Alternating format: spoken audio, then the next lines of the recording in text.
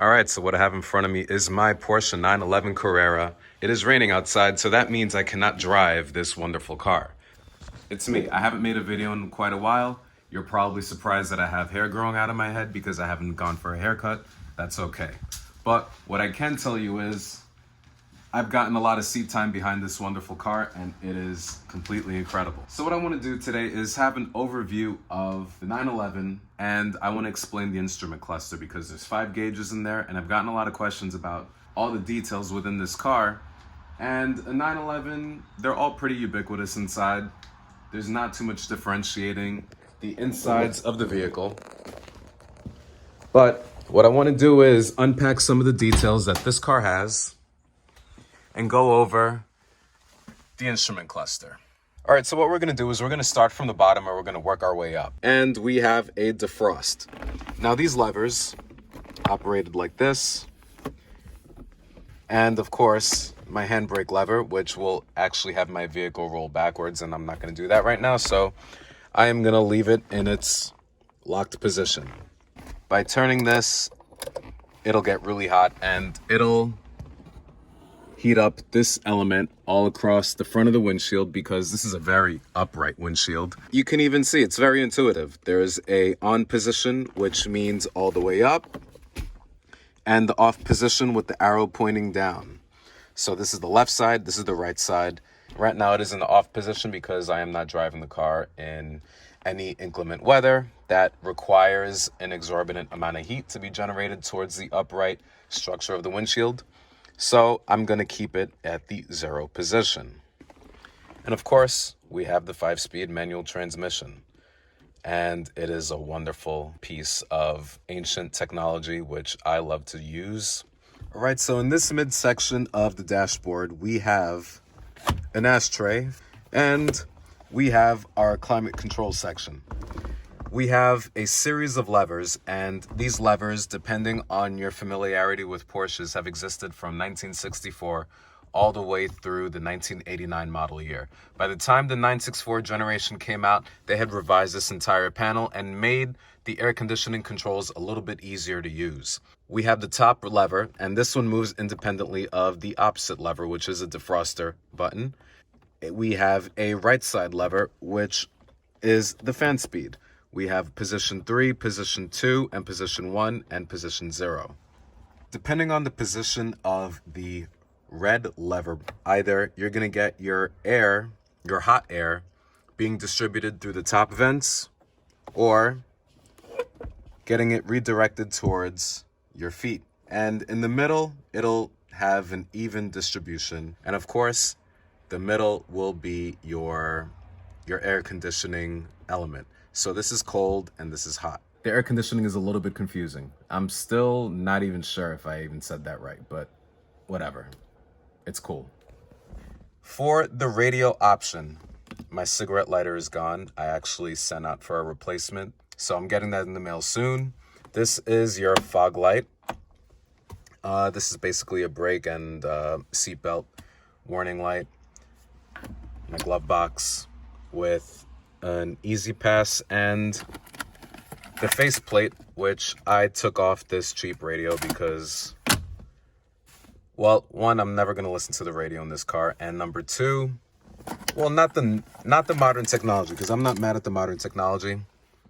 I just do not like neon lights that do not mesh well with the interior of the vehicle, so I'd rather keep it in here until I find a more proper solution for the center of my dashboard. But I have a solution coming which will definitely be more pleasing to the eye. There's apparently a cruise control option. I don't know why this car has cruise control because I'm never going to use cruise control in such an engaging vehicle that doesn't even have power steering, but yet it has cruise control. So go figure. Then you have this lever, which is your windshield wiper fluid, which will come in handy because, well, actually, if you notice, my windshield is quite dirty because I've been driving the car and I've killed quite a few bugs. As the advertisement from the 1990s says, kills bugs fast. Well, this certainly does the job. So what do we have in our instrument cluster? I'm going to start from the right and work my way left. We have the video clock. Wonderful little clock. We have our speedometer, which indicates the mileage, and the reset button.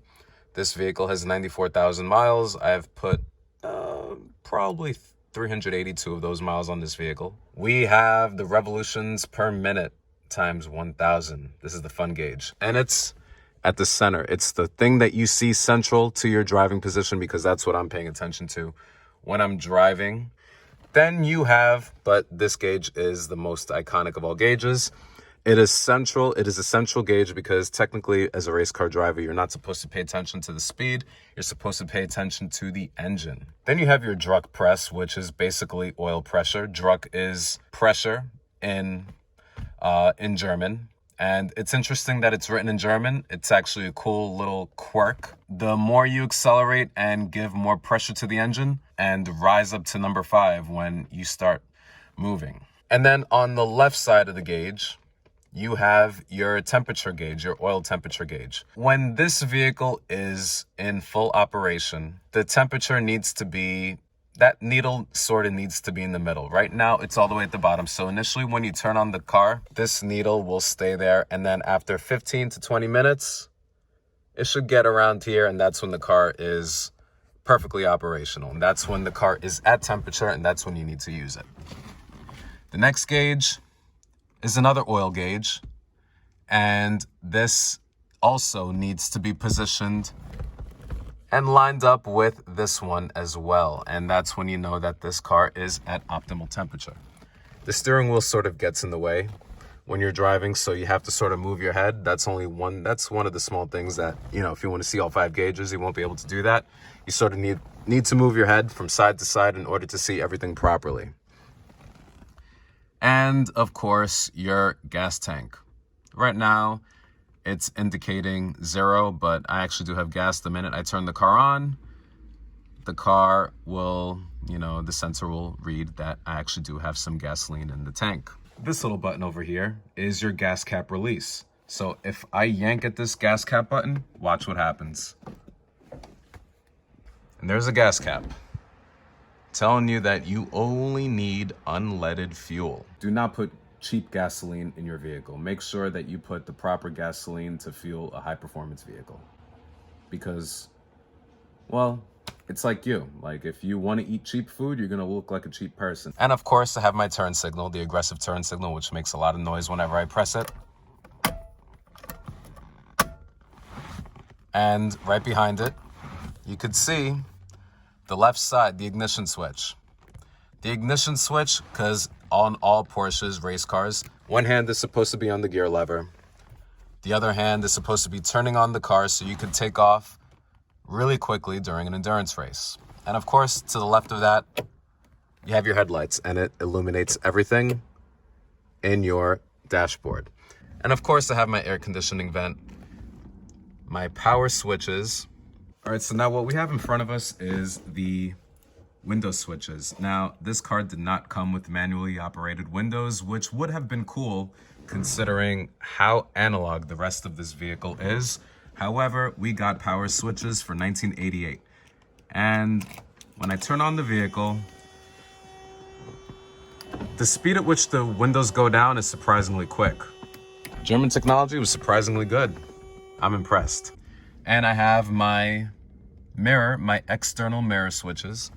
And I don't know if you can see this. And over here is my sunroof switch, which will pretty much never be opened, but that's what it does. And down here, I have my pedal assembly. That's a Redline pedal. That's the only aftermarket option on this vehicle, but it's a very welcome aftermarket option on this vehicle. And depending on what I do in the center, I want a very stock looking system. I'm still deciding what I want to do next, but only time will tell. And that is an explanation of all parts of the dashboard of a classic 1988 Porsche 911. If you have any questions, please drop them down in the comment below. I will be sure to answer all of those questions. Oh, let me explain one more thing. This is how you open a door on a 911. Some systems have buttons, but in the later 911s, the later 1988, 1989 911s, it's just basically a switch. Now, in some cars that have been equipped with a RS package, it's gonna be a pull strap.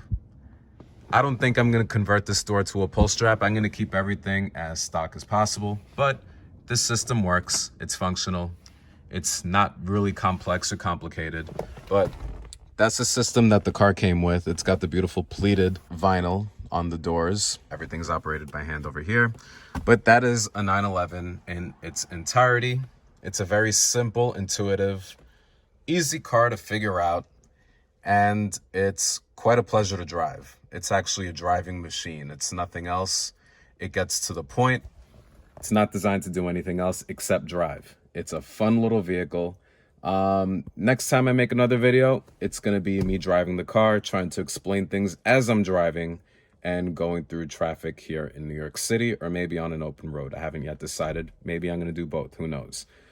And that concludes the end of my video today. I just wanted to give you an overview of all the interior pieces that you maybe had some curiosity about. And of course, this vehicle is my favorite car of all time.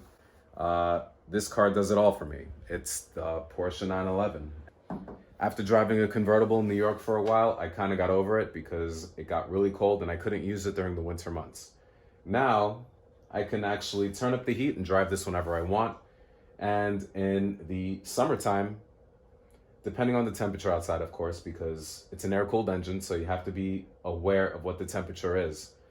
It's still a usable car, it'll work, but the performance won't be there if the temperatures are not optimal to the operating temperatures of this car.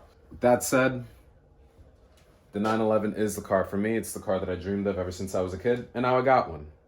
I could have gotten a new car, I could have gotten other cars, but I needed to go old school because that's where my heart lied. And yeah, I got the car I wanted, and it's awesome. There's more to come on this car. And I hope you stick around for this channel. I hope you subscribe because I have a lot of drives in my 911 coming in the near future. And of course, all my 911 friends want to join in on the fun. So I'm going to feature their cars as well because why not? It's a lot of fun. And they've been waiting for me to get one of these cars because I've been talking about it obsessively for years. And now I have one. Now it's in my garage.